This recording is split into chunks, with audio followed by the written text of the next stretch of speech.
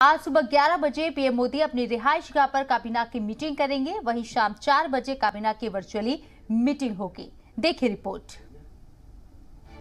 वजीर आजम नरेंद्र मोदी आज अपनी रिहाइश गाह पर कैबिनेट मीटिंग करेंगे। 11 बजे से आज होने वाली कैबिनेट की बैठक इसलिए खास है क्योंकि 1.25 साल के बाद ये वर्चुअल न होकर आमने सामने होगी।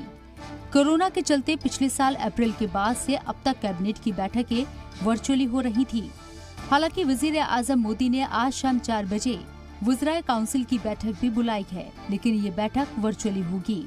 इस बैठक में सभी वुज़रा मौजूद रहेंगे। मेंबरान का दौर नया होने की वजह से इतनी जल्दी एक बार फिर इस मीटिंग का इनेकाद किया जा रहा है। इससे पहले वुज़रा के हदफ लेने के अगले दिन ही वुज़राए काउंसिल की बैठक हुई थी। आज की मीटिंग में मरकजी सरकार के मुलाजमीन और पेंशनर्स के महंगाई अलाउंस में बढ़ोतरी होने की उम्मीद है। मरकजी मुलाजमीन को जुलाई में 3% DA बढ़ोतरी मिलने की उम्मीद है। कोविड-19 वबा की वजह से मरकजी सरकार ने अपने मुलाजमीन के महंगाई अलाउंस को फ्रीज करने का फैसला किया था। ब्यूरो रिपोर्ट, ज़ी मीडिया।